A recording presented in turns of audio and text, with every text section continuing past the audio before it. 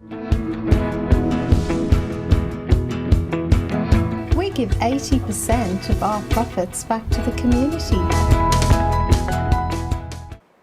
G'day guys, well it was a cold and wet winter's day on Saturday, but it certainly produced some interesting results. Let's take a look at all the latest with a GameFace app update, proudly brought to you by Bendigo Bank, Caulfield Park.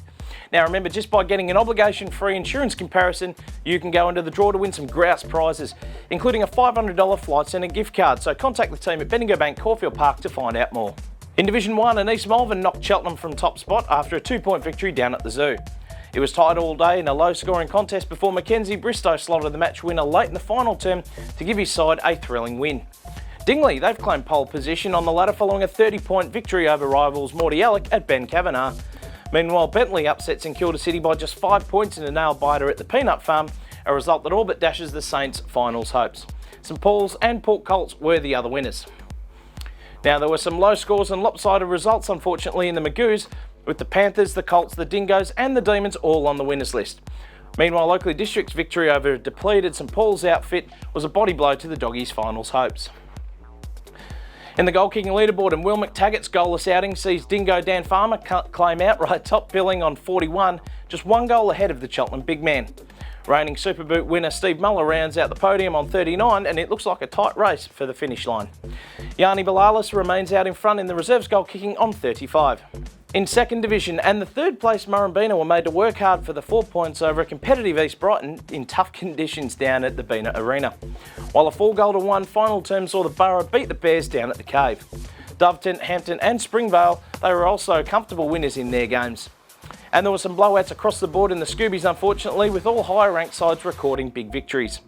Heatherton, though, they were the big winners, jumping from 4th to 2nd after crushing the Eagles. Scootsy Wettering's 5 goals extends his lead atop the Div 2 goal-kicking leaderboard. What a year he's having. With Keezy pair Chris Brown and Matt Carnelli 7 and 9 goals adrift with 1 game to play.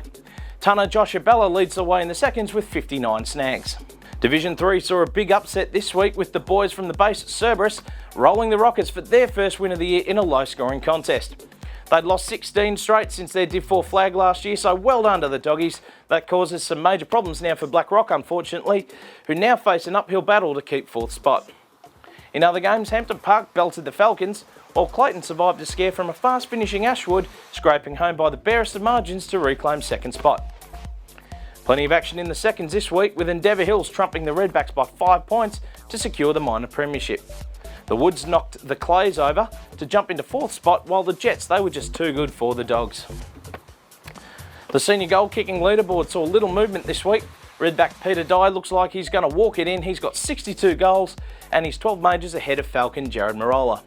It's not any closer in the Rezzies, with Endeavour Hills' Mitch Watman sitting 18 goals clear of Aaron Thornton from Hampton Park.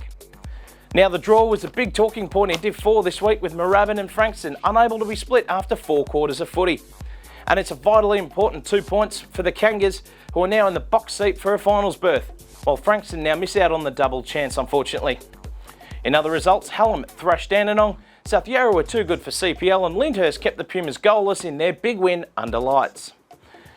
In the twos, and would you believe it, Lyndhurst went goalless and still knocked off Lyndale in a remarkable scoreline at Marriott Waters.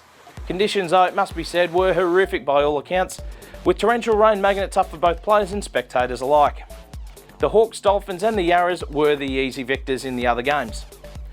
Now there's a tight race for the goal-kicking title in the seniors with 1 round to go. Alex Wilson from CPL, he leads away with 55 majors, but Lyndhurst big man Hamish Browning is snapping at his heels, just 1 goal behind. Hallam's Greg Kerr's on track to take out the trophy in the twos, having notched his half-century over the weekend, and he leads a trio of Dolphins in the race there. Now remember guys, there's plenty more to see on the GameFace record app, including all the live scores, the ladders, post-game interviews and the popular footy shows, with all divisions of footy and netball covered. So make sure you download the GameFace record app for free from the App Store or Google Play.